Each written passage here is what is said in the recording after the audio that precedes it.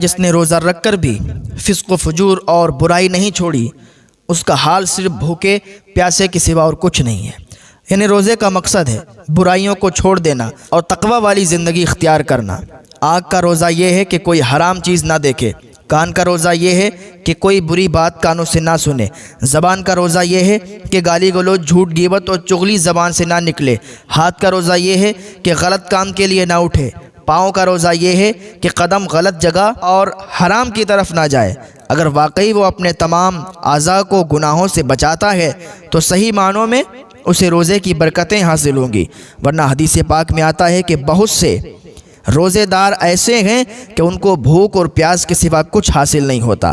ہمیں چاہیے کہ ہم گناہوں سے اپنے آپ کو بچائیں، تبھی عبادت کی سچی لذت ہمیں مل سکتی ہے۔ افسوس کی بات یہ ہے کہ ہم اس مبارک مہینے میں بھی اپنی اصلاح کی کوشش نہیں کر پاتے اور نہ ہی کچھ تبدیلی اپنے اندر لا پاتے ہیں۔ اگر ہم اپنے اندر تقویٰ پیدا نہ کر سکے تو پھر روزوں سے ہمیں کوئی فائدہ حاصل نہیں ہوگا۔ جس روزے میں اور نیک اعمال میں تقویٰ کی بو نہ ہو، وہ نیک اعمال بارگاہ خدا میں قبول نہیں اور نہ ہی ہماری نجات کے ضامن ہیں۔ فرمان نبوی صلی اللہ تعالیٰ علیہ وسلم ہے، رمضان شریف کی پہلی رات میں اللہ اپنی مخلوق پر نظر رحمت فرماتا ہے۔ رمضان شریف کا روزہ رکھنے والا صدیقین اور شہداء کا ثواب پاتا ہے۔ رمضان کی ہر ساعت عبادت ہی عبادت ہے۔ مومن کا سونا، جاگنا، کھانا، پینا، اٹھنا، بیٹھنا سب عبادت ہے۔ رمضان کے لیے پورے سال جنت کو سجایا جاتا ہے۔ ماہ رمضان میں ہی جنت کے 8 دروازے کھول دیے جاتے ہیں، جہنم کے 7 دروازوں کو بند کر دیا جاتا ہے اور شیاطین کو زنجیروں میں جکڑ دیا جاتا ہے۔ شیطان انسان کا کھلا دشمن ہے اور وہ انسان سے ہر وہ کام کروانے کی کوشش کرتا ہے جو انسان کو اللہ تعالیٰ سے دور کر دے۔ اور صرف شیطان ہی انسانی دشمن میں اکیلا نہیں، بلکہ ارواح خبیثہ اور جنات سے ایک گروہ اس کے ساتھ ملا ہوا ہے جنہیں شیاطین کہا جاتا ہے۔ شیاطین کے اس گروہ کو اتنی طاقت حاصل ہے کہ وہ بیک وقت دنیا میں ہر انسان کو دین حق سے غافل کرنے کے لیے پورا زور لگاتا ہے۔ انسانی نفس اور خواہشات پر قبضہ کر کے انسان کو راہ حق سے گمراہ کرنا شیاطین کا سب سے بڑا حربہ ہے۔ مگر رمضان المبارک کی اتنی فضیلت ہے کہ اس مہینے میں شیاطین کے گروہ کو زنجیروں سے جکڑ دیا جاتا ہے تاکہ انسانوں سے برائی سرزد نہ ہو۔ یہاں ایک سوال ذہن میں آتا ہے کہ جب شیاطین کو قید کر دیا جاتا ہے تو آخر لوگوں سے گناہوں کا صدور کیوں ہوتا ہے؟ جواباً صرف اتنا عرض ہے کہ شیطان انسان کو بہکانے میں لگا رہتا ہے اور انسان بھی شیطان کے چکر میں آ کر گناہ پر گناہ کرتا رہتا ہے۔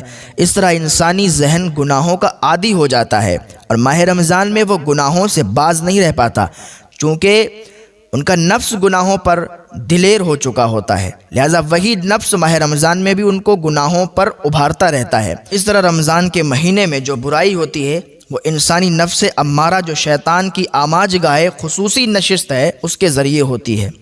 فرمان عالی شان ہے کہ 3 آدمیوں کی دعا رد نہیں ہوتی، ایک عادل اور انصاف پسند بادشاہ کی، دوسرے روزہ دار کی اور تیسرے مظلوم کی۔ ارشاد ہوتا ہے، میں تیری مدد ضرور کروں گا، چاہے کسی مصلحت سے دیر ہی صحیح، مگر مجھے اپنی عزت و جلال کی قسم، میں ظالم کو سزا ضرور دوں گا اور مظلوم کی مدد کروں گا۔ حدیث مبارکہ میں آیا ہے کہ افطار کے وقت دعا رد نہیں کی جاتی، بعض اوقات قبولیت دعا میں تاخیر ضرور ہوتی ہے، تو اس سے ذہن میں یہ بات آتی ہے کہ دعا آخر قبول کیوں نہیں ہوتی، جبکہ حدیث پاک میں قبولیت دعا کی بشارت آئی ہے۔ جواباً یہاں صرف اتنا عرض ہے کہ اللہ روزے دار کی ہر جائز دعا قبول فرما کر اس کو تدبیر عمل میں ڈال کر کچھ عرصہ کے لیے موقوف کر دیتا ہے، اور جب وہ عرصہ گزر جاتا ہے تو کام ہونے کے آثار پیدا ہو کر دعا مانگنے والے کے ساتھ آ جاتے ہیں۔ مثال کے طور پر ایک آدمی دعا مانگ رہا ہے، یا اللہ مجھے مالدار بنا دے، حاجی بنا دے۔ اس کی یہ دعا اگرچہ جائز ہے، مگر ایسا نہیں کہ صبح دعا مانگے اور شام کو مالدار ہو جائے، روپیوں کی آسمان سے بارش ہونے لگے، ایسا نہیں ہے، بلکہ کچھ عرصے تک اللہ تعالیٰ اس کو دنیا میں اسباب مہیا فرمائے گا، دنیا میں دولت کمانے کا کچھ تدبیر اس کے ذہن میں ڈالے گا، پھر وہ اس کو عملی طور پر انجام دے گا، کچھ کاروبار کرے گا اور اسی میں اس کو ترقی ہوگی اور مالدار بن جائے گا۔ اس لیے دعا کر کے اس پر امید رکھنا چاہیے کیونکہ دنیا میں اسباب کے بغیر کچھ نہیں ہوتا۔ سرکار دو عالم صلی اللہ تعالیٰ علیہ وسلم فرماتے ہیں کہ بندے کی دعا 3 باتوں سے خالی نہیں ہوتی، یا تو اس کا گناہ بخشا جاتا ہے، یا اسے دنیاوی فائدہ حاصل ہوتا ہے، یا اس کے لیے آخرت میں بھلائی جمع کی جاتی ہے۔